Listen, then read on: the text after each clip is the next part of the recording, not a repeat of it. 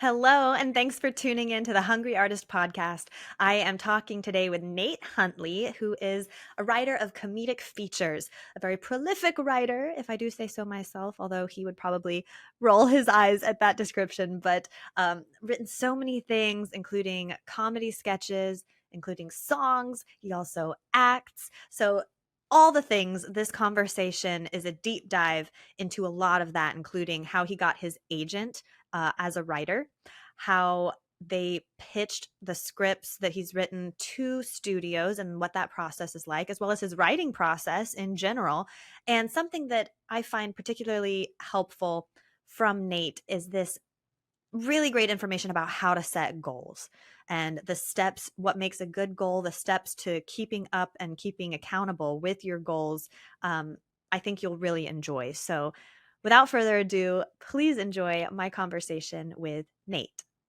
Well, welcome to the podcast, Nate Huntley. Thank you so much for joining me. Thank you, of course. I'm so excited to talk to you. We talk all the time, so I'm sure some of these will be repeat questions that I've already had for you, but I can always use a refresher, and everyone else needs to hear your magnificent wisdom. So, yes, very wise. That's me. Very wise. Like the wisdom tree. Wait, is it the wisdom tree? Is that a thing, or am I confusing that with the giving tree? Oh no, I would confuse them too. I don't know. Isn't the wisdom tree what you can hike to in LA, and then the giving tree's the book? Yes, and I believe the cousin is Joshua Tree. Joshua Tree, then we go camping. Yes. Yes. Yeah. Oh my goodness. Well, I feel like I'm going to be laughing at all times throughout this recording because you're a comedy guy.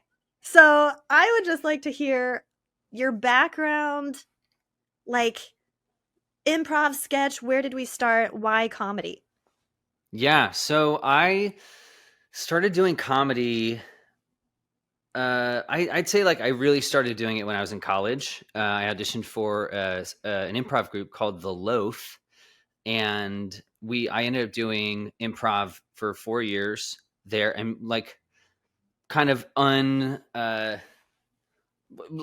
was no plan. There was no a little bit of direction from our like leaders, but we really just were just making it up as we went. Yeah. And then about my junior year, I started making these sketches with a friend of mine who was like a filmmaker, and I was like, oh, this is very fun. This is what I like. And we just started doing those.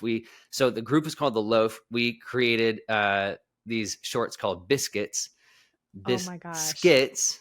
Thank you. Wow, that is good. I don't think it was me that came up with that. I can't take credit. And then this is all then started Hungry these, Artist approved. Oh yeah. Any food related puns are perfect.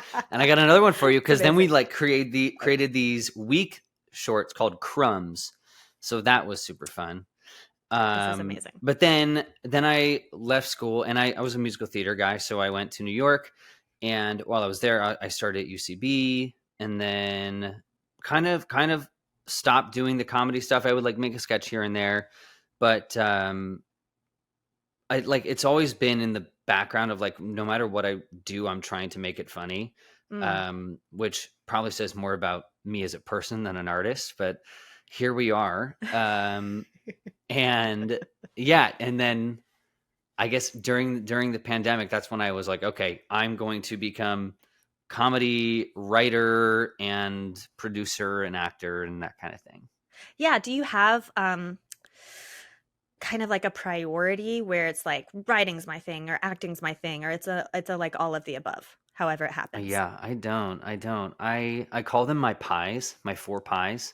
So I've got my acting, writing, comedy, and music because I'm also a songwriter. So yes. Yeah, and so I try and keep them all equal, but recently I've been changing my metaphor slightly to be horses because the patriarchy. Why not? Because of the patriarchy. Yes, I am Ken, and the plant. Like if let's say I've got these. If all my pies were magically Cinderellaed into horses, yes. If one horse gets a little further in the race, that's fine because I feel like the others will catch up. So I don't have a priority. I'm not trying to make one horse go faster than the other, but if one does take off, then I'll be like, great, that's my horse right now. I'll give that horse a little bit more TLC and focus on that one a I was bit. like, a little more hay and carrots. A little more apples. Yes. Sugar cubes. What else do horses eat? I have no idea. Clearly, I know nothing about horses. It's fine. Oh my gosh. Well, so you're talking about being in New York and doing musical theater and that kind of thing. When did you move to LA? It's just been a little over a year, right? It's actually I'm a week away from 2 years at time Oh of my recording. goodness. Yeah. So I'll be, celebrating my 2-year anniversary soon. Wow. Yeah, so it's been 2 years, Well, which is and crazy.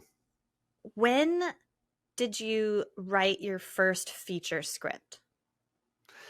I wrote my first feature during the pandemic. So basically, Okay. before the pandemic started, I moved back to New York. I had just done a long cruise ship contract, and I moved back to New York, and I was like, I really wanted to start creating. I wanted to write, and I was like doing the New York hustle, and I was like, man, there's no time to do these things. And I was like, I just wish that I had a lot of time to just sit around and write. And then lo and behold, the pandemic happened. So I'm like, well, I Thanks, kind of feel Nate. responsible. Yeah, you're welcome, everybody. Yeah, so I was gonna make a bad joke. I can't say it. I want to hear I'm that. filtering myself. So you had a lot of time to write because pandemic. Yes. So pandemic happened, and I was like, so I wrote my first script probably in like April or May, and boy, is it bad. I've not even gone back to look at it. It is just so bad. You just had to get that out, and you're like, man, moving on. Yeah, I got it out, and there's the thing when you write something, and you finish it, and you're like, wow, this is good. This is good. I feel like I should probably send it to somebody right now, because then they'll just make it into a movie right now. And then you like give it a month, and then you go back and you're like, oh my God, I'm so embarrassed that I even wrote this. Oh no. So that was my journey with that script. Yeah. But it was like autobiographical and comedic. So yeah, but I feel like, and you and I have talked about this before, like you just got to get the first one out. Yeah. You can't be like precious about it and just write something terrible. There you go. Yeah. It's good advice. Well, before we get into a whole bunch of writing, because obviously I have so many questions. New York versus LA. Why come to LA? You just recently had a trip back to New York for work. I don't know, pros and cons of both, cultures of both. What are you thinking? Yeah. Well, it was actually it's funny because I I did just get back yesterday, and there was a part of me that I was like, I kind of do miss New York. And then I was there for a week, and I'm like, nope, I made the right call. Like I like New York, but I really love LA, and it's more on a personal level. I just like the pace of it. Yeah. Like New York is it's so tiring, and you're just exhausted, and it's so busy, and like that there's like that inner peace that just goes away. Whereas like in LA, you're like, oh, I feel it's like more spread out. I feel like I can actually have room to think. Like I didn't write a single thing when I was in New York, because I was just like, I was too busy. I was too, frantic, whatever. But I mean, there are advantages, of course. Like New York has dollar pizza. I love dollar pizza. It is a big advantage. But also professionally, there are obviously things there that aren't as prevalent here. Like there's a lot of theater there that's not here, and but overall, the things that I want to do are here, and that's why I ended up moving here. So yeah, I was like, was that the impetus? Was just like, okay, I'm trying to now go less from musical theater and more to film, and that's why LA was chosen? Exactly. Okay. Yeah, and I also feel like the type of things that shoot in LA are, fit my style as well. Like I felt like when I was in New York and I was auditioning or I would like do these casting workshops for Blue Bloods and Law and Order, and I'm like, I'm not That's not me. Like, I don't I want belong to in see that. Nate detective. I'll go. Yeah. Yeah. Oh, yeah. Where were you? I swear, I didn't know where he was. It wasn't me. I swear. Yeah. No, I'd be terrible. Oh my gosh. No, it would be amazing actually. But okay. I understand your point. You just said it wouldn't be like what you're trying to do. What is more your style? Do you have a voice that you feel is emerging? You've written a couple of scripts now. So what's Nate Huntley's thing? Yeah. I mean, my preference of what I like to write is high concept comedy. So for those who don't know what that is, it's like the question of what if. So Jim Carrey did a lot of those Hmm. back in the 90s. So like Liar Liar, like what if a lawyer couldn't lie for a whole day? I think was it only a day I don't know. It feels like in longer, Liar but Liar? maybe. I I feel don't like it was know. a lot longer, but maybe it I was a gotta week or rewatch something. I that. don't know. Yeah, yeah, yeah. Or like The Mask is like, what if this guy was given the powers of a Norse god of mischief? So that's kind of the question is like, well, what if? And Mhm. so that's kind of my brand is high concept comedies. But also my brand I feel is comedy with heart. So it's not just joke, joke, joke, joke, joke, but it's like joke, joke, heart, joke, joke, joke, heart. Heart question I'm eloquent. mark? Yeah, there's a heart with a question mark, but also because I feel like because comedy opens people up. So if you're and I'm not the one who said this in the first place, and I'll be just probably butchering a lot of people's quotes today. But what comedy does is it opens people up to then experience real emotion because like if you can win someone over by making them laugh, then the emotion is just gonna it's gonna kind of surprise them and hopefully smack them across the face or stab them in the heart or whatever kind of brutal thing you want to do to your audience member. But yeah, how I feel about my writing is that I want to make them laugh and I don't want to make them care, but they're not going to expect to care. Right. And that's I was going to ask you why do you prefer comedy? So that was perfect, but also do you have any specific messages you find that you're trying to write to or things that are important to you that you're trying to get across in your work or it just depends project to project maybe? Yeah, I think it depends on project to project. Like I don't think I have an overarching goal of like stories I'm trying to tell. I just want to tell Mhm. honest stories and that are just funny. So like and the problem that I run into when I write and also and now I'm getting into writing, but I feel like Oh. you come up I come up with the concept first and then I have to find out what the story is and why it matters, you Yeah. know? Interesting. So you kind of work backwards that way. Is that how it always comes to you? Is it's like the concept or just the idea first, and then you have to be like, okay, who are the characters involved? What is the Yeah. world? Like Yeah, exactly. Yeah, I'm like, what? Why would I tell the story? Why should someone watch it, and why would they care? As Yeah. more than just the big idea of what it is. You Okay, well know. this kind of leads me into I have a question here from Instagram, and I think I'm going to have to summarize because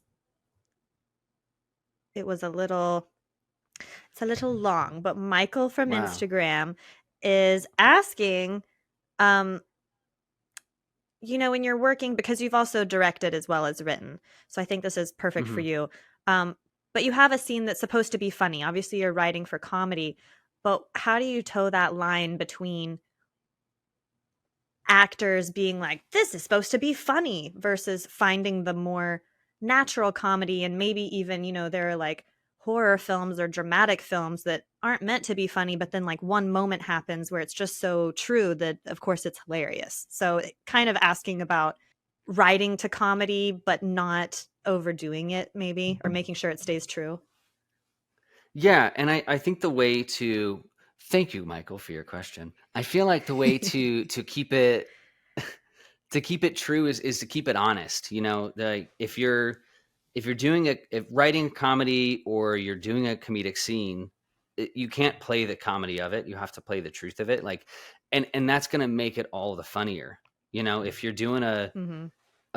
you know, and I also feel like the more ridiculous it is, the more serious you have to take it. Like I did this sketch where we Like all their cared their about stakes have to be the like stakes the have to be actor so has to. high. Yeah. Yeah. Yeah, and when you're writing, you have to really get into characters' minds of like, this is not a joke to them. This is their Right. life and death. So like I did this sketch where it's two cops interrogating a guy and he's like wrongfully accused, and then they reveal that he's in there because he killed some plants. And it's just the dumbest of premises. But like they it is not a joke to any of them. You know, the two cops are like, this Yeah. is you are a murderer. How dare you? But then the guy is like, what? Like I don't belong in here. So, but it only works because all the actors take it so seriously. Yeah. I had another thought, but it's gone. Well, maybe it'll come back. I watched an interview. I think I've told you this before, where it was oh no, blanking on names, forgetting Sarah Marshall, Jason Segel. Jason Segel talking This about is this his, is this is literally the thought that I had. You and there I you had go. the I same took it thought. from you. I know. Yeah, where We were where talking about Judd Judd Apatow told Apatow. him to. Yeah. Yep. Okay. Brilliant. Then So you take here it we away. are. Okay. Okay. So yeah, that wow, weird. This is exactly the thought that I had. So yeah, Judd Apatow told Jason Segel to don't write a comedy, write a drama, but because of the way you see the world, it will be funny. So that's kind Mhm. of that's the gig, you know, is to write something honest. And because like you don't need to try and be funny. If you are funny, you will write funny. You can't help it, I think. You know, it's just part of our Yeah. DNA. Or you can worry about adding in the humor later, but it needs to start with Mm. like the right foundation, the right structure of a good story, and then you worry about making it funny. There's a great not to plug another podcast, but there's a No, go for it. great episode of Script Notes where Craig Mazin talks about how to write a feature, and I think it is the most helpful piece of like screenwriting advice I've gotten and consolidated into like 45 minutes or something. But Awesome. basically, he's all like, it's all about just writing from a place of what is who is your character and how are you trying to test them to answer your central dramatic argument. Mm. And he is much more eloquent than I will ever try to repeat. But just that also helped me for like this script that I just wrote. I in the past I've written scripts where it's like, oh, I've got this outline, I've got this idea, I'm just going to plug in based off of the outline, you know, that Save the Cat gave me or Sid Field. Mm-hmm. And Craig was like, don't worry about act structure, don't worry about what happens when, just write from a point of I'm trying to test my character and make things very difficult for them so that they can learn their lesson by the end. And I was like, I actually had too much story almost because I was like, Hmm. oh, I can push them this way and I can push them this way. So it actually helped in a way. Whereas like before with like one of the other outlines or books that they tell you about screenwriting, it felt like the structure was there. Like there was a skeleton, but there was no muscle or skin or fat or membrane, and how many other things go above a Sinew, the bone. sinew. Sinew, yes. And for me, a lot of hair. But that's like what I found with this other one is that there was a lot more substance to it. I felt that Yeah. it all was stemmed from character, which it was a first, and I really enjoyed it. That's awesome. That's it. Yeah, I'll send Um, you that link too. I would love that. And also, you mentioned some other books. So for people really just starting out, what were those two books that you'd point people to that would be more the skeleton, but maybe a good starting Yes, point for people? it was definitely a good starting point for me. Like I wrote a bunch of screenplays with Save the Cat, which is Blake Snyder's book. Mhm.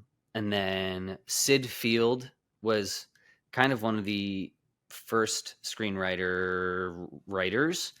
on like how to, and what a book that I used of his was called this Sid Field Screenwriter's Workbook, where Mhm. chapter by chapter, if you start at the beginning, you do chapter by chapter, you'll end up with a full screenplay. So I did that for 2 or 3 screenplays, and they're not bad, I don't think, but yeah, that's those are the 2.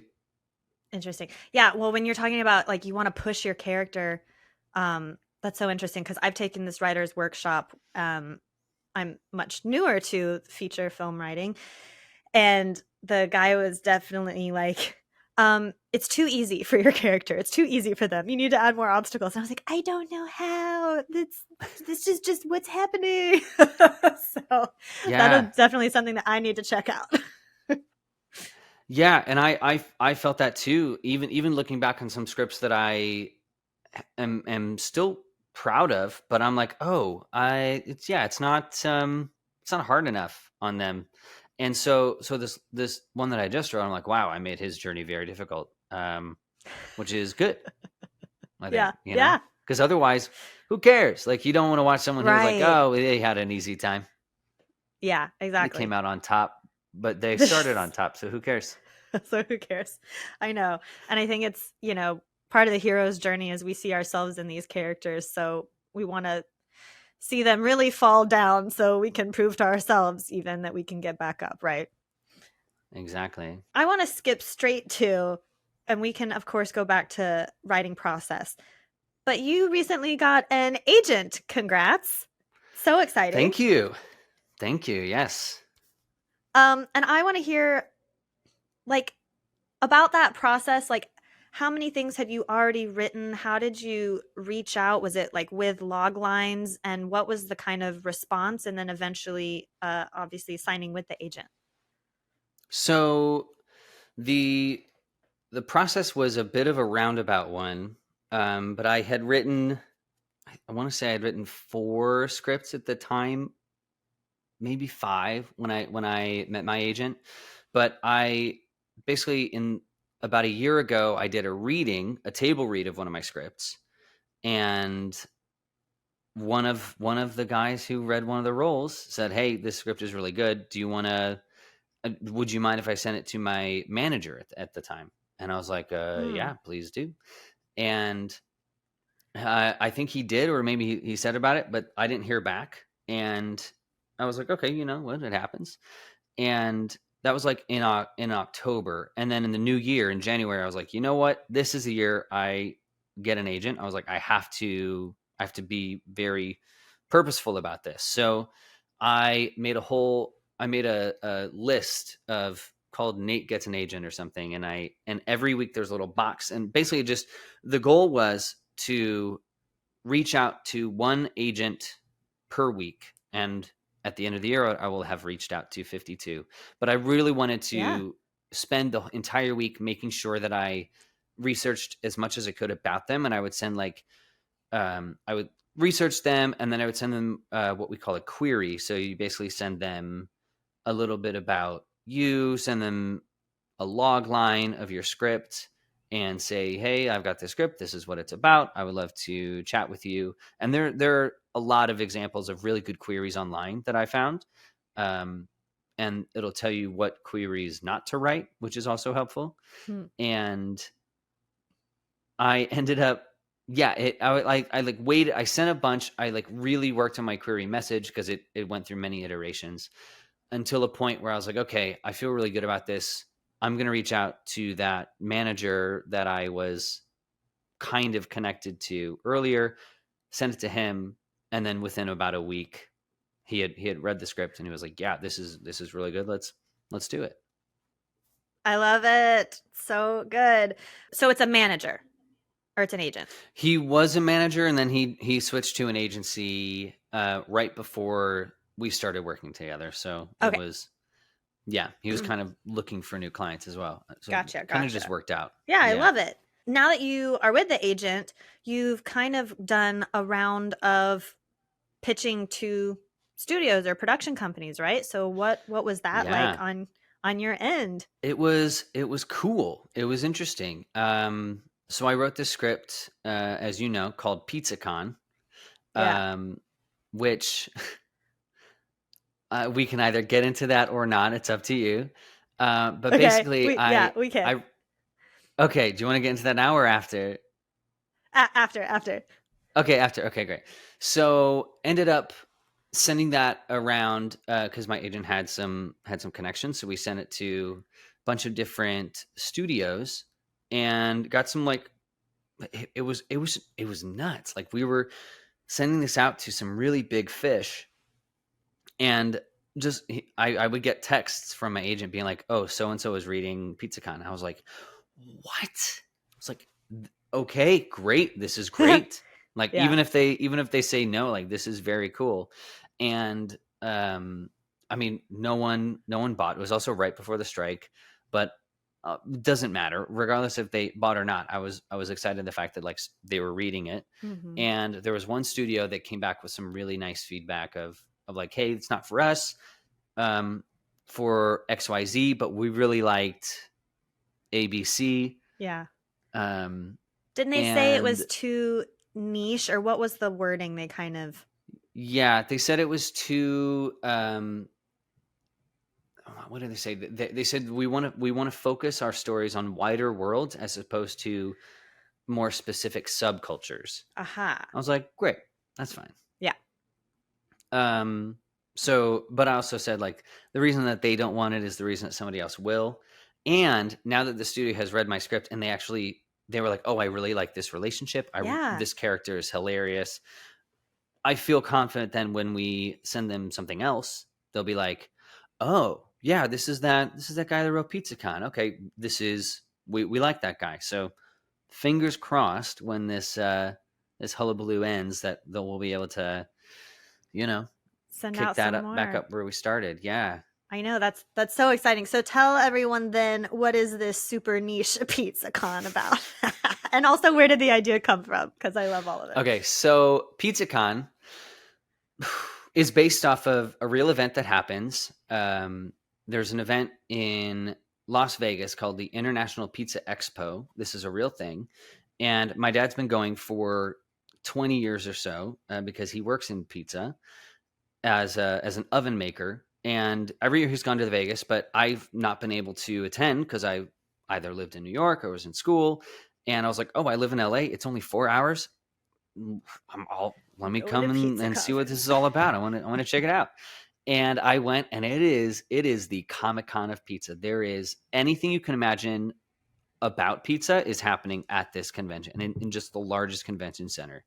And in that convention center, there's also an athletics portion or an athletics competition where they do different events like the who can who can make dough the fastest, who can fold pizza boxes the fastest, but they're like the pinnacle event is called freestyle pizza acrobatics. It is they call themselves the Harlem Globetrotters of pizza, and it's honestly very impressive. But I went with my friend, because like my friend and I stumbled across this event and we saw it happening. We were like, what is this? But we got so into it, and everyone there is like die-hard pizza acrobatics fans or competitors. And it was like this entire world that I didn't know existed, the World Pizza Games. I was like, what? Yeah. And I was like, how have I never heard about this before? So I ended up writing a script about a few different competitors trying to become the next pizza champion. Love And it. yeah, in freestyle pizza acrobatics. So that's PizzaCon. Because why not? Because why not? It's amazing. And you did a table read for PizzaCon. In your writing process, how did that help you? What did you learn from the table read, and did you make any changes to the script? Um yeah, it taught me a few things. First of all, it's an ensemble comedy. Um but it also taught me that like writing ensemble comedies are hard when they don't intersect a lot. So while I'm very happy with the script, I'm also Mhm. I became aware that I was like, oh, okay, these people are all on their own different journey. They do intersect, but really there's no kind of overarching theme or central dramatic argument that I'm trying to make. And I also realized that I made things a bit easy on my protagonist. And in terms of what edits I've made, I have not made any yet, but I know that I need to. But it's also it's hard. Like, I know writing is rewriting, but Yeah. it's hard for me to be like, to just throw something out and throw it all out. So Especially when you've already got like the full, like you have a finished script and you're like, oh, but it yeah, needs reworking. it needs reworking. I'm like, so do I just like, how much of it do I need to throw Yeah. out in order to, fix it? So that concept kind of intimidates me, and scares me to be like, oh, because I might have to just cut a bunch of characters, or maybe I just focus on one specific character and cut the rest. But like, what I enjoy about it is that it is ensemble and it is focused on these other people. So Yeah. gotta figure that out. But yeah, haven't quite found the answer. Interesting. Well, has your agent, or because that's the one that you sent out, Hmm. had any of that feedback helped where people are like, yeah, if it was this, but just the two main characters, we'd love it. Or if it was this, but have you gotten that kind of feedback? I not from the studios, but I have gotten that feedback from others, like from the table read. I Yeah. got that feedback, and it was actually very helpful. It's also hard. I don't know if other writers can. Well, I know other writers can. Uh, You're the they know how only this one, feels. Nate. I'm the only writer. It's crazy. That when you get feedback, even if it's spot on and it's right and it's what you need to hear and it's the medicine that you need, boy, does it stings. It's like, Mm, it hurts to go down. And so that you automatically, I think the reaction is a knee-jerk one. You're just like, nope, you're wrong, I'm right. Blah, blah, blah, blah, blah. But really, like, if you take a step back and you think about it, generally, I mean, and so maybe they are wrong, but it is helpful to really consider that, and look at your story and be like, are they right? Does this need work? As opposed to being like, I like what I have and I don't want to change it. But sometimes you do get feedback and you're like, oh, that's just, I see what they're saying, but it's just not the right kind of story that I want to tell, which is fine. And then you can just choose to ignore their advice.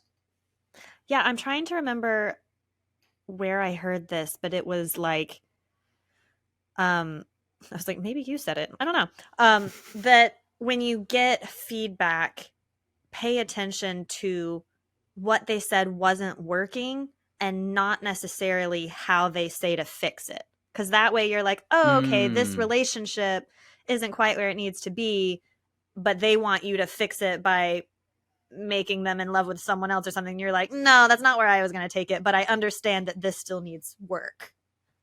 that's very wise. It was not me that said it, but I should remember that in moving forward. Yeah, there you go. That's a freebie for everybody. No. Well, then tell me about your writing process, because just as an outsider looking in, it looks like you churn out these scripts like nobody's business. So, from just like ideation to, and I know now your writing process sounds like is changing because you went from these like more the skeleton fleshing out outlines kind of approach to maybe this new method that you're working on. But timeline wise, how long have you taken, and kind of what have been the goals that you set to get there? Yeah. So I think it all starts with the idea. Like we mentioned, like, what is the concept? What is the big idea? So I I have a running note in my phone that is just any thought and idea, and this goes for a sketch, a movie, a song, blah blah blah. Like, I sometimes I'm like, I don't know what this is. It's just a bit. It's a pun. It's something, but I just keep a running tally. And sometimes I'll I'll write things, and I'll go back and find it, and I'll be like, oh wow, this actually really resonates at this point, but it didn't when I wrote it. Or sometimes I'll Mm. I'll I'll write in there and I'll start. I'll just be like writing a sentence or two, because generally that's all it is. It's like, oh, a person competes for the freestyle pizza acrobatics. Like that is all it is. But sometimes there's an idea that I have, and I'll start and be like, oh, this happens, and then I'll put it away, and then I'll open back up and be like, and then this happens, and then this happens, and then this happens, and it like starts becoming a whole thing. And I'm like, okay, I've got to move away from my notes app now and just start putting this in like a document on my computer. And that's when I know that I'm like, okay, this is something, because I've got a lot of ideas. And then I start just blue skying. So you think in like a perfect world, what is all that could happen? And I know you know that term because we watched that Stranger Things masterclass. Yeah, Duffer Brothers on masterclass. Duffer Brothers. So yeah, then so for this script that I just finished is basically the process was I came up with the concept mid-July, I think, in my notes app, and then I just kept writing ideas. I wasn't trying to write the script. I was just trying to figure out all the possible things that could happen with this concept, and trying to explore like, okay, who could this happen to, and why, and what could I do with it? What story could I tell while using this high concept? And then I went away. I went on vacation for 2 weeks. I went home to Ohio, and basically was just like letting it marinate for a while, and still didn't have an outline. Didn't have really. I didn't know what the story was. I had like a couple of beats and moments and things where I was like, oh, this would make a good maybe act 2 moment. This might make a good finale moment. This is probably what the opening would look like, but I wasn't trying to write it.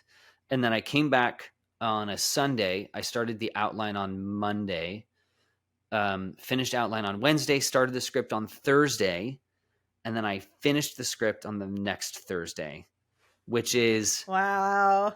It's a insane. record for me. That is not normal for me. But I think because I was so I had let it sit so long that it was just like it was cooking and cooking. So when I started actually the writing process, it just moved. And also I just let so many other things fall to the wayside in that week. I was like, oh, I'm just not going to work out. I am going to not cook. I'm just going to write like in any of my free moment. So I did that, and that was about 2 weeks ago, a week ago. No, it was about 9 days ago, something. I don't know. But yeah. Sorry, the specificity. I know. I'm like 9 days it was ago? probably like, I don't know. It was probably like, it was exactly 9 days ago. And I'm Also, still recovering.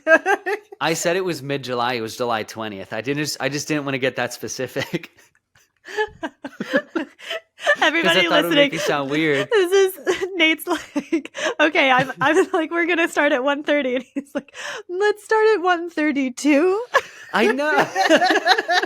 I'll be ready to log on at 1:32. I did. And what time was I on? You were on at 1:32. It's amazing. Because I was like, I'm finishing another call at 1:30. I was like, I'm just estimating it'll probably take me time to get over here. I don't know. So fantastic. I remember dates in a weird way. I just like know dates. Yeah.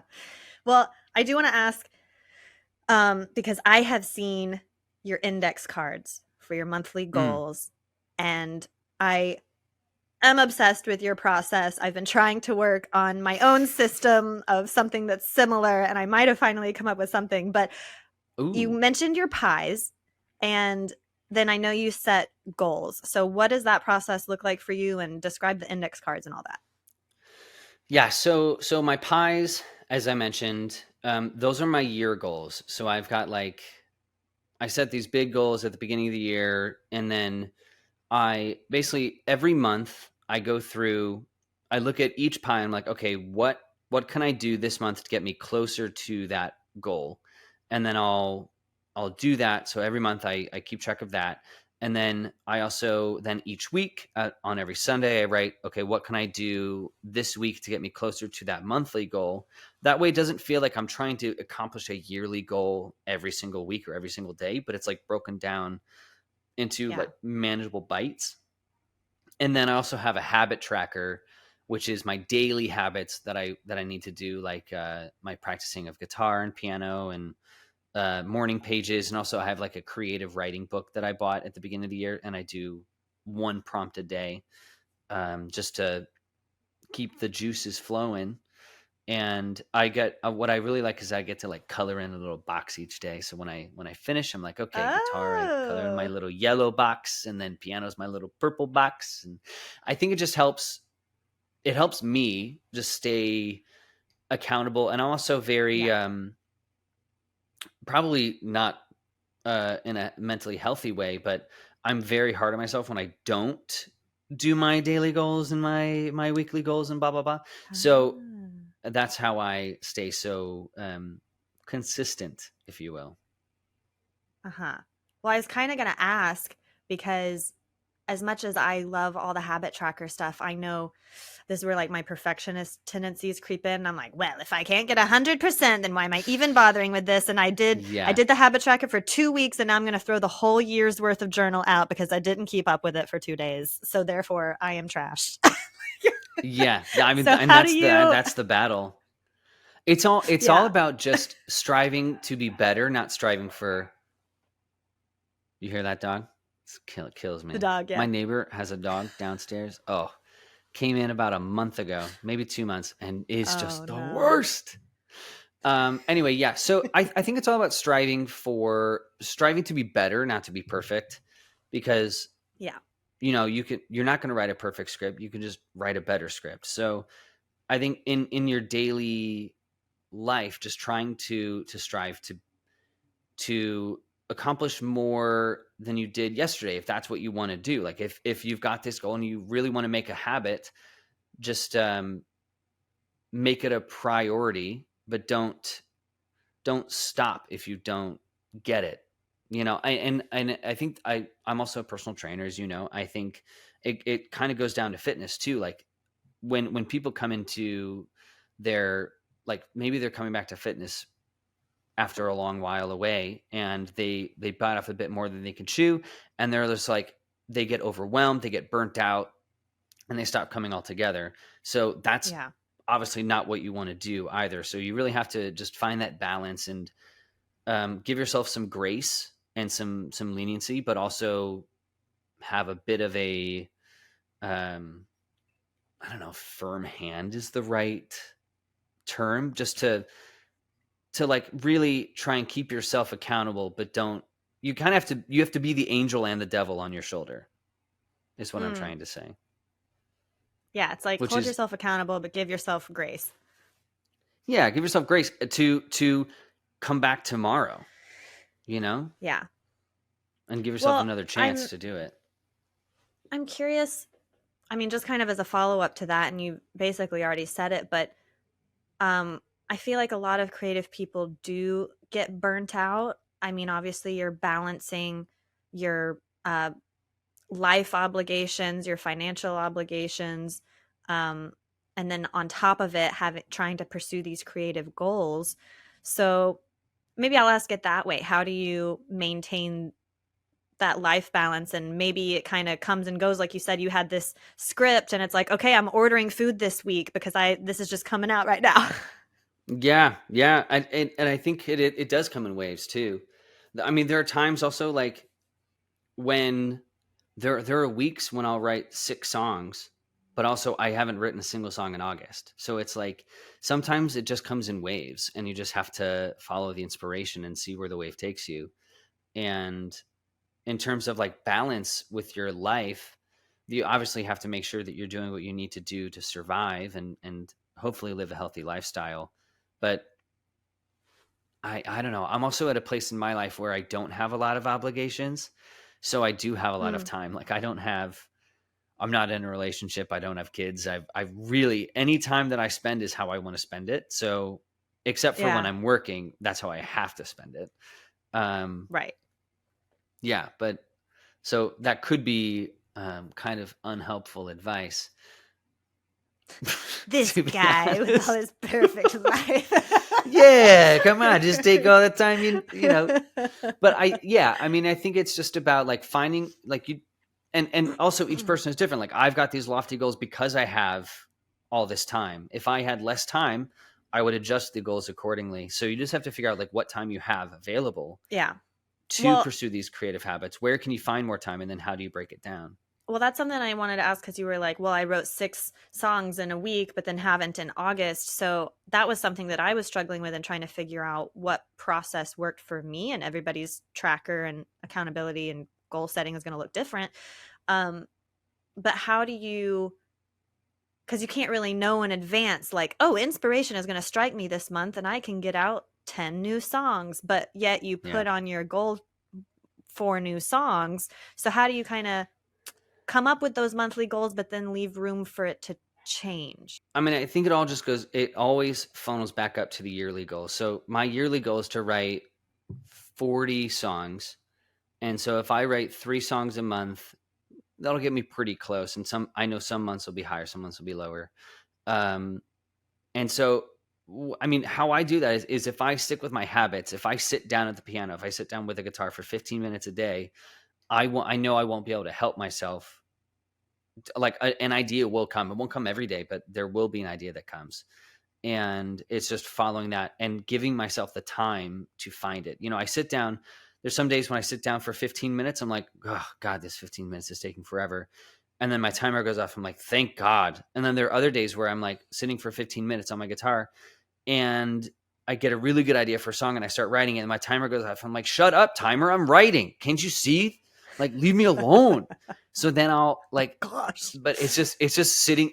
You just have to keep sitting down with the thing that you're trying to do. So like if you're trying to work on, painting, you just have to keep painting every day and give yourself that time and that space to So be it kind of creative. sounds like you've got your big yearly goals.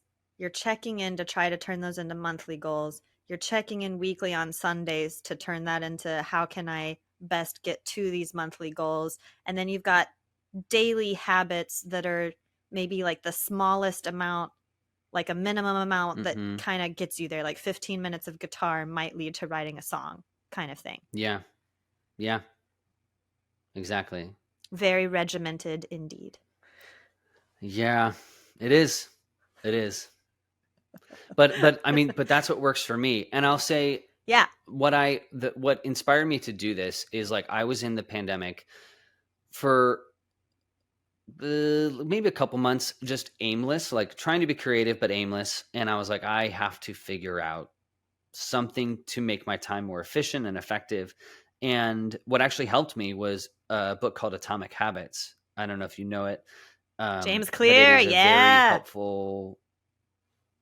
Yeah. So that helped me a lot just to kind of figure out what I wanted to do. And to be honest, I only read about half of it until I was like, oh, I know what I want to do. I know how to make my thing. And so I still haven't read the second half of it. I I probably should actually go think back I because haven't I'm finished probably it missing out on. either. I don't think I Yeah, think I did the because same. I think we like you get what you need out of it and then you leave. That's It's so weird. funny. Yeah, it's like going to a buffet and you're like, well, I tried all that I wanted, so I'm gonna head out. I don't need to try all the food. I'm good. Want to pivot a little bit, but I know that a lot of your monthly goals involve writing a certain number of sketches. So you have your own sketch comedy, Argyle Gargoyle. First of all, what is the Yeah.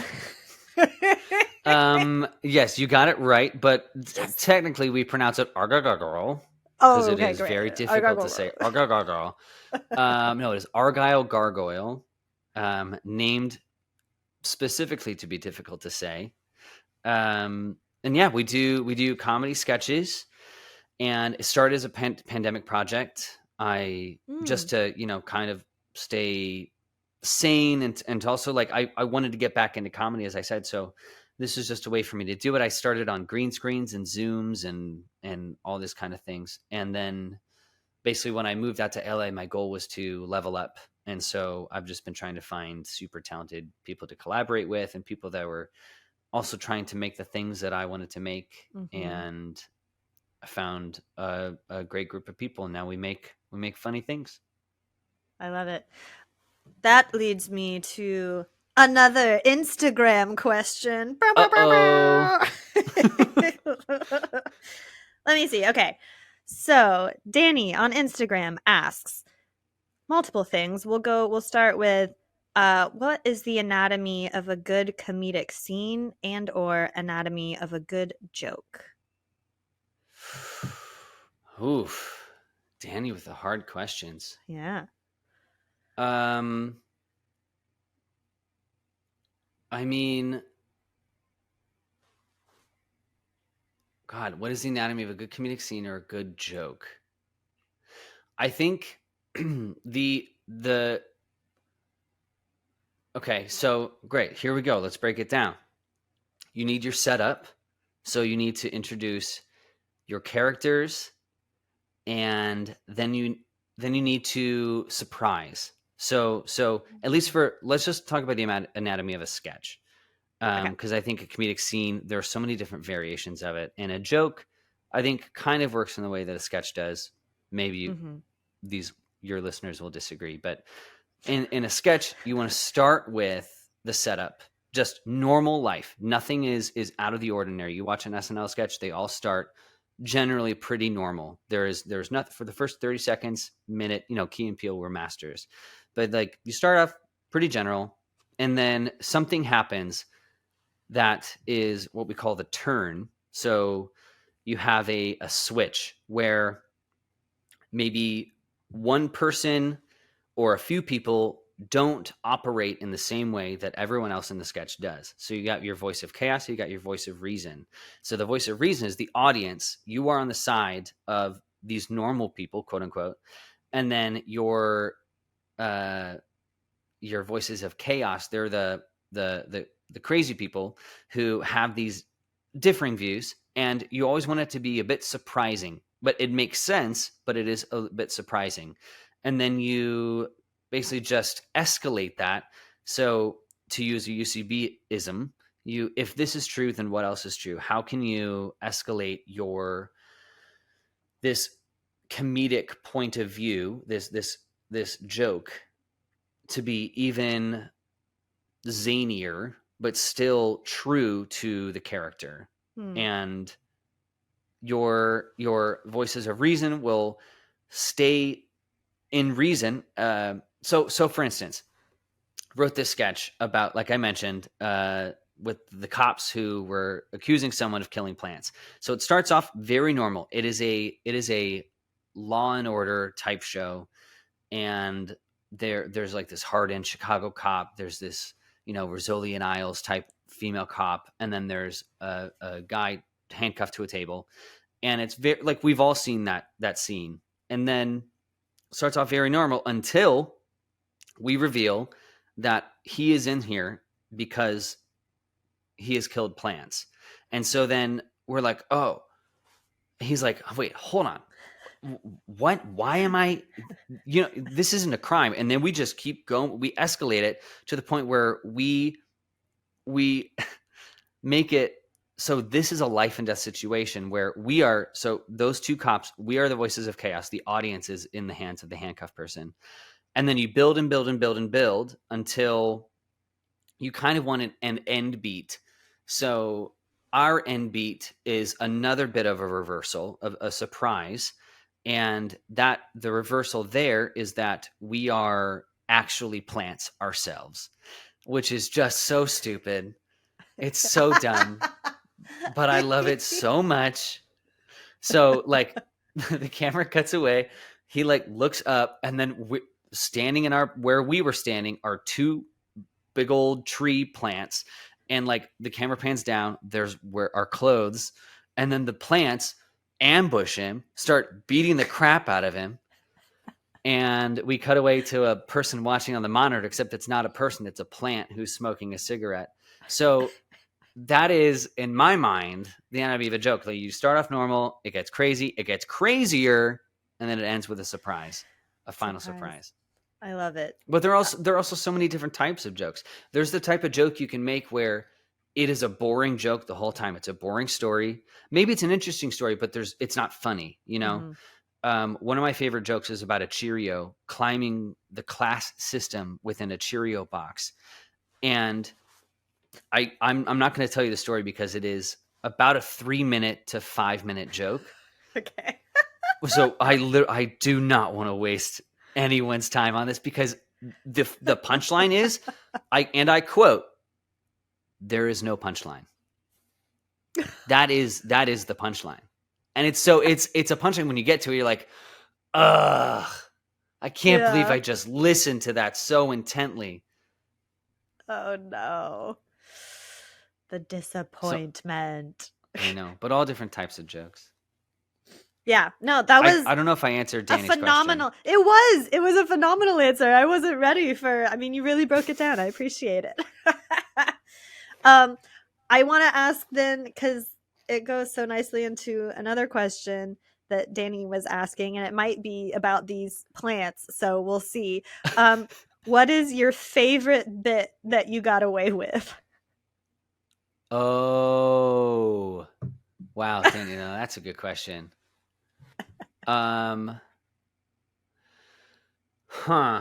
Favorite bit that I got away with.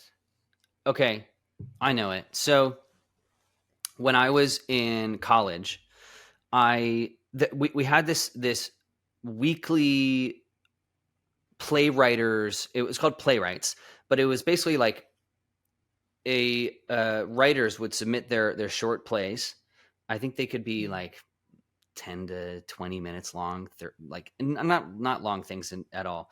And they would submit them, and then these producers would pick one for the week. They would pick a director, and then on Sunday, the director would find a cast, and they would have 4 days to put up this show. And then on Thursday, everyone would do the show, and then there'd be a talk back after with the writer, the director, the cast, and they would all talk about like, oh, I really liked this moment, or I really like you to expand on this, or, you know, it became, you know, every week we were listening to these same talkbacks, and a lot of the same things were heard. And there was one moment where someone said something that was like not really a compliment, and there was this person that was in the audience, and they were like, they were not like an actor or type, they were like someone's friend, and they were like, why would you say something like that? And all of us were just like, ooh, like it was so uncomfortable. And there was like, oh, this is a talkback, like that's constructive criticism. And it was so awkward. And I decided in that moment that I was going to write that moment to be a show. I was like, I want to recreate that, but stage it. So I wrote a script that was a standard playwright's play. It ended up being like not terrible in itself. It was like a standard play. And then the quote unquote play would end. And then the director and the writer came up, who were also written into the script, to go up and answer talkback questions. And then I planted people in the audience to be question or instigators, and they would always say the same things like, oh, I really think you should expand on this. And then I had someone in there complaining that like they always cast the same people. Someone was like, well, I don't get why this person, like they just really stirred the pot, and everyone watching in the audience, including myself, because I was in the audience, I was not a part of this, everyone was just like squirming. And then it got to the point where the faculty advisor for the group got involved, but everyone thought that he was just mad, but he was also in on it because I recruited him to be on it, and they just all got in a fight. And it got to a point where like these 4 people, just this cacophony of awkwardness and a really awkward silence. And then the producer was like, all right, well, thanks everyone for coming. And we like ended the play, and one person like stormed out, and I ran down. I was like, wait, before you go, the play that you just saw just ended. and they were like, you jerk, you're terrible. So that was like, it was very meta. And oh my God. I'm proud of it to this day, even though it was like almost 10 years ago. That's so funny. Yeah. It's like Abed in Community. Like, Yeah. oh Yeah. It no. was yeah, I love the meta bits where you trick the audience. It is super uncomfortable for the audience members. And I actually just saw a reading of a play on Wednesday, and they had so many meta moments. And there was one that I was like, oh, I don't know if this is fake or not. And there's a quick moment where I was like, oh, I'm uncomfortable. I want to leave. And so I now that I felt that, it's 10 years later, I'm like, I kind of feel bad that I did that to this audience You're for like like that. 10 minutes. Like they didn't know that it was fake. Oh my God. And I experienced mine for like 5 seconds. It honestly sounds so similar to Can I Get a Suggestion, a short film you just recently did. Can you tell us Hmm. about that one? And was it similar? Did it come from like a same kind of place? It luckily it did not. Okay. Can I Get a Suggestion is a mockumentary short film that I just did for the Collaboration Filmmakers Challenge, and it is a character study, a mockumentary about a guy who believes that his profession is to be the one who goes to improv shows and shouts out suggestions. And he thinks that he is the best at it. It's a batting average. It's not about getting chosen every time. And things end up going poorly. He ends up getting into a fight with someone who yells out a suggestion that he doesn't like. Yeah. And he gets end up getting kicked out, banned from the improv group. Yeah, it was fun. But luckily not based off of any sort of truth. Luckily. Oh, well, anyone who's done improv will love the short because it's like, well, it's like you said, it's someone who takes their journey so seriously. They're like, I'm the Mm-hmm. best at giving the suggestions. And, Yeah. it's just, Yeah. And but to go back to an earlier point that we made, like that's what it's like. It was not a joke for Carl Miller. It was life and death. This profession of his, yeah.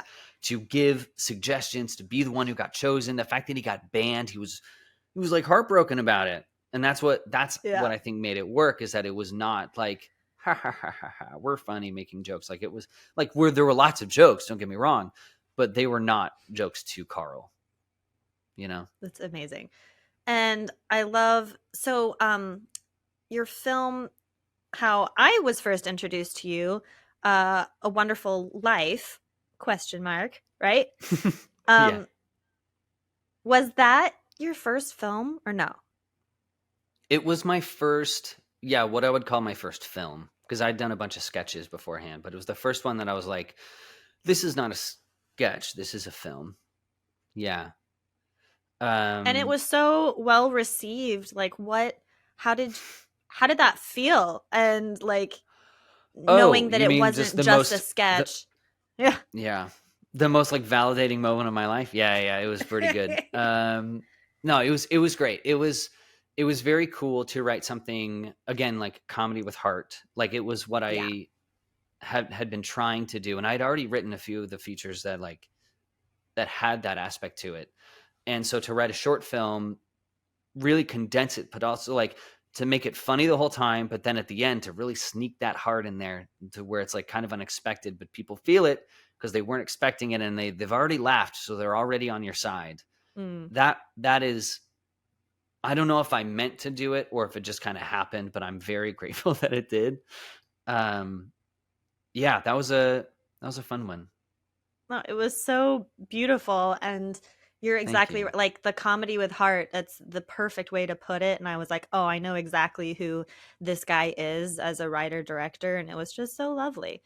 Um, so now we all gang up on Nate and tell him, hello, submit it to festivals. What are you doing? Why are you sitting on it?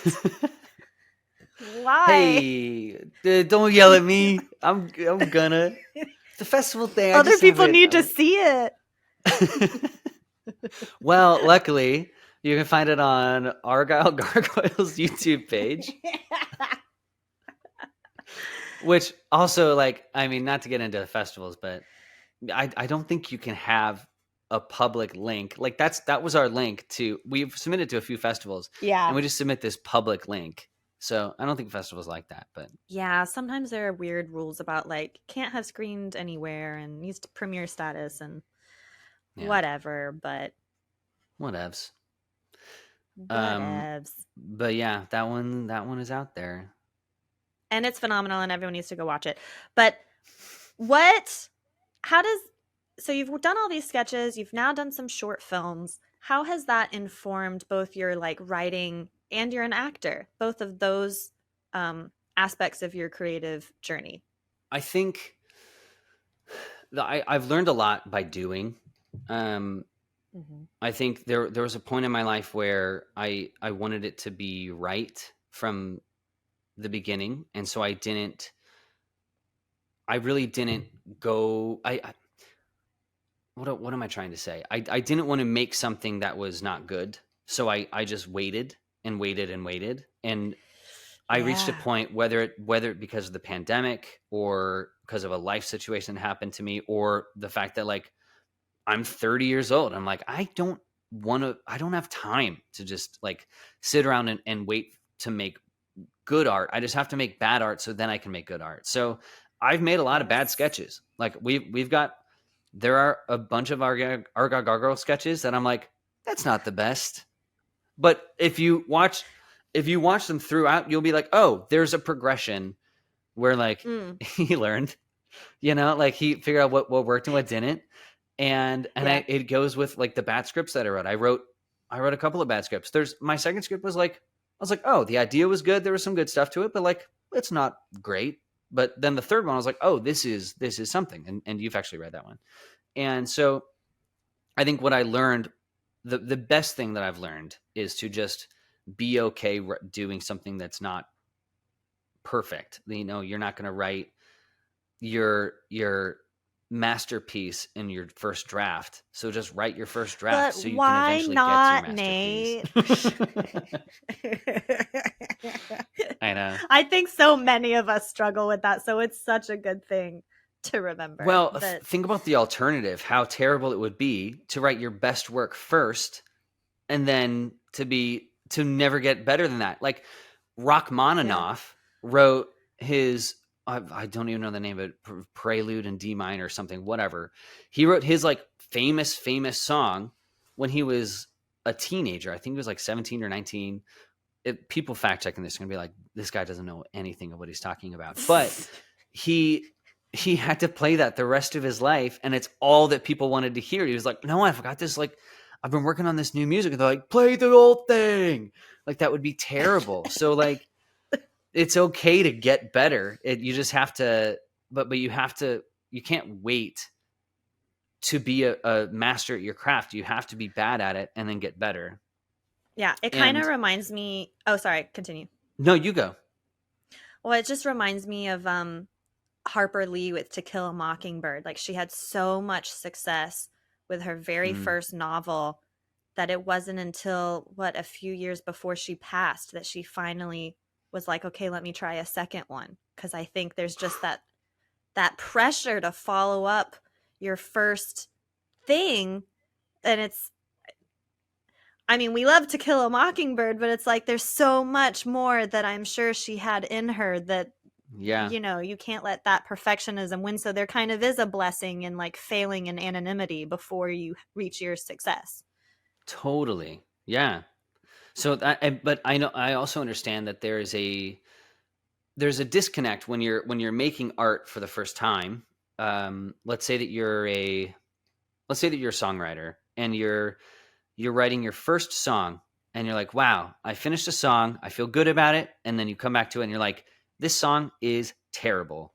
And the reason you think it's terrible is because you, as a consumer, have taste that doesn't align with you as the artist, have not reached that same level of where your taste Are is we yet. going into Ira Glass now? Is that Ira Glass's Yeah. statement? Like, is The that the yeah, gap. great. Yeah. The Gap. Yeah, yeah, yeah. Amazing. I don't know if you've talked about Ira Glass, so I don't want to be redundant No. Please on this continue. podcast. Well, Yeah, yeah. I'll You just put can it in the show notes. I didn't even know it was Ira Glass. I just live and breathe this thing that has been passed down by other people. But yeah, it's like you have to allow yourself time for your craft to reach the level of where your taste is. And it's a hard disconnect and it's hard to stomach for a while. I don't know what else does Ira Glass say? No, it's exactly that. It's like a minute and a half of exactly what you're saying, where you have to keep creating through the suck so that you can reach where like he literally calls it your taste, because you know what you're Hmm. making isn't as good as you want it to be, but you have to give yourself that time to catch up, like just like you said. Yeah, totally. And and I also think that it's easy to get discouraged by watching people who are very good at it, but I encourage people to like instead be inspired. So like the day that I finished my script, this most recent one, I went and saw Oppenheimer and I was like, what am I even doing? That I just like that movie, that script is transcendent. And I was like, and I just went Mm. over here writing my bloop bloop bloop, they joke, little bit of heart with a question mark. I'm like, and then I went and saw Oppenheimer. I was like, this is an absolute masterpiece. But also, I, as myself, had to check myself and be like, okay, first of all, he can be good and I can be good, and that's fine. Mhm. Also, this is his what number of movie that he's made. Right. Probably not his that even, he's probably written more scripts than that. And also, that's not like, it doesn't matter that he's incredible and I am who I am. I do what I do. Like it doesn't, there's room enough for both. So it's like, I don't know. I think that applies to the same thing with taste. It's like, just let it inspire you. Let it add fuel to the fire as opposed to snuffing it out. Yeah. Well, speaking of people who inspire you, then, um, are there any films in particular or writers or directors that you really look up to? Oh gosh. I really like, I mean, we talked about him earlier. I really like Jason Segel. I like anyone who is a writer actor because it is what I Yeah. aspire to be. So Jason Segel's one, Bo Burnham, huge fan of his. Mm. Seth MacFarlane. I feel like Yeah. they all do. Seth Rogen, Bill Hader, like all of them, they write and they act and they, they put themselves in their own movies. I think that is like I learned more about myself and my capabilities as an actor and like really solidified my brand as like what sets me apart and what is my voice as an actor when I started to write for myself. So even if you're not a writer and you're just an actor and you're listening Everybody. to this, you should be writing for yourself just to figure out like what is it that I do that is different than everybody else? Because they always say like, oh, you're gonna, you read the role. What can you bring in that's different than anyone else? Is like, yeah, you bring yourself into it. But to find who that is, I feel like you have to write for yourself and figure out what is it that you do that Hmm. is so unique. Yeah, that's great. And I love that because, I'm on a similar journey where I came out here for acting and now I've started to write and direct my own films. And it's so, Yeah, rough draft, baby. thank you, thank you. It's so empowering because you're not like waiting for someone else. And just like you said, it's like you figure out, oh, this is what keeps coming up for me when I write. This is the characters that I write to. Um, Hmm. so I want to ask, like, when you've made some shorts, you've written features, where do you see or would like for your career trajectory to go? And I know we've spoken about this where I'm very curious if you would now take these features and be interested in producing and making them for yourself to star in at all, or the goal really is to sell them to studios and it's kind of more out of your hands, or maybe you could be attached in some way. But what are your thoughts with that? Yeah, I think ideally I would. I mean, in a perfect world, I would be the writer and actor, and we'd have a really great director and producers involved, and they'd be like, "Yeah, we want you to act in this as well." But I understand that that's not always how this business works. So I think you have to establish some sort of clout first. Seth Rogen and I think it was Evan Goldberg wrote Superbad, and Seth imagined himself playing Jonah Hill's role, but Right. it took so long for the movie to get made, he aged out, and he was like, okay, well, I guess I'll just be the writer. And they're like, oh, but instead he played the cop with Bill Hader. Yeah. And so that established him as, okay, first of all, he can write a movie. He can also act. He can play this other thing. And then he did Knocked Up as just an actor. And then he did Pineapple Express, where he was an actor and a writer. So I think it takes a couple of stepping stones to reach that level where you're like, oh, I can write and I can act. But no one's gonna give you both shots. Like, they're not gonna hand you El Dorado on I was gonna say a silver platter, but that kind of goes against the El Dorado metaphor. It did. It did, but let's go for it. Silver and gold. There you go.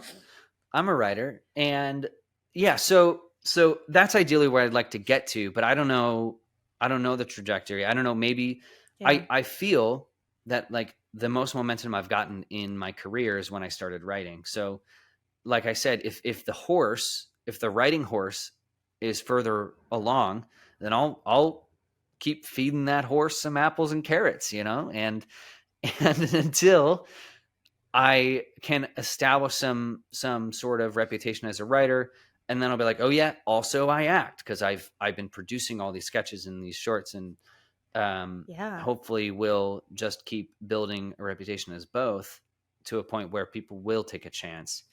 And yeah, that's it. Yeah, and I think that goes back to what you were just saying about, like, if your first things suck and you have to bridge that gap between where your current skill set is versus your taste. It's kind of the same thing for discoverability too. Like, you want to have that body of work underneath you where people can say, hey, there's Nate Huntley. Oh, he does comedy with heart really well. I bet we could trust him with this script or with this character. Like, that's kind of how it's like a nice way to think about it. Yeah. And when I finished that first script that I recognize now that is terrible, if I had, let's say that I wrote this really great script and like it was actually really good, and I submitted it, and someone was like, yeah, we like it. We like you. What else do you have? And I'd be like, that's it. Like, that's all that I have. I wasn't ready for, I wouldn't have been ready for success at that point. But now I'm just building this body of work. I've now got like an arsenal of scripts behind me, an arsenal of sketches. I've got this Scrooge McDuck horde of songs underneath me. So it's like, I'm ready. Like, it sounds like it. It's 40 a year. Jeez. Yeah. Well, like, when opportunity strikes, like, I should be ready for, be like, yeah, this is what I do. I do all of these things. And as I go on, if it takes longer for that horse to get there, I will just keep working, getting better and better at my craft. So then when opportunity knocks, I shall answer with my silver platter ready.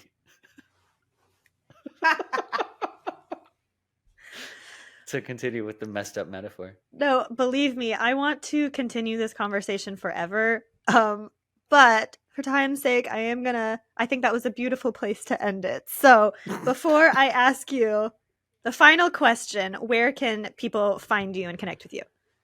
Yes. So you can find me on Instagram at Huntley Nate or at Argyle Gargoyle Comedy, or you can find me on YouTube at Argyle Gargoyle. The first pop-up will be Mark Hamill with a Muppet, and then the next one should be me.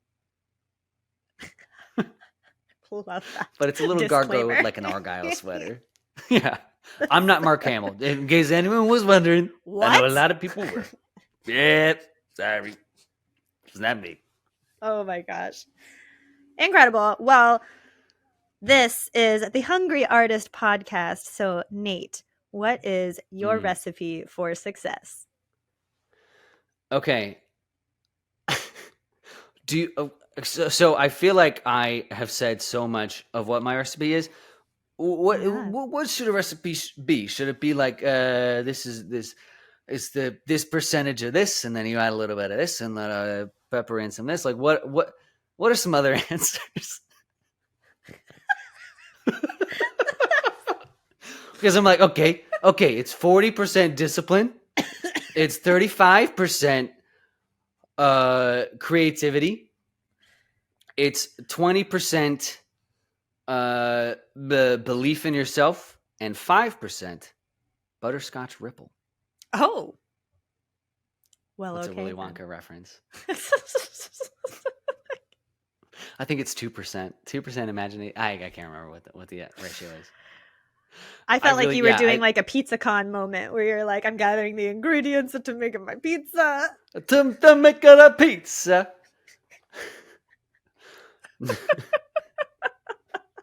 I can't. Terrible. Anything else you want to add? I don't think so. I feel like I really butchered that answer, but I feel like if I keep talking, I'll only make it worse. So the recipe is knowing when you're done. Yeah, the recipe is get out. Yeah, it's like get in, say a couple things, and know when to leave. Oh my gosh, this is so much fun. I'm like about to have a coughing fit, so I gotta definitely wrap it up now. But thank you, Nate Huntley, for all of your words of wisdom and, of course, your laughter. Can't wait to see what's coming up for you next. I know it's a lot of good stuff. And thank you. I'm so excited that you're going to crush this podcast life with Hungry Artist. Rushing it. Can't wait to listen to everybody else's conversations. Thank you. I'm really excited, and I'm so happy you're one of the first. Thank you. Woo!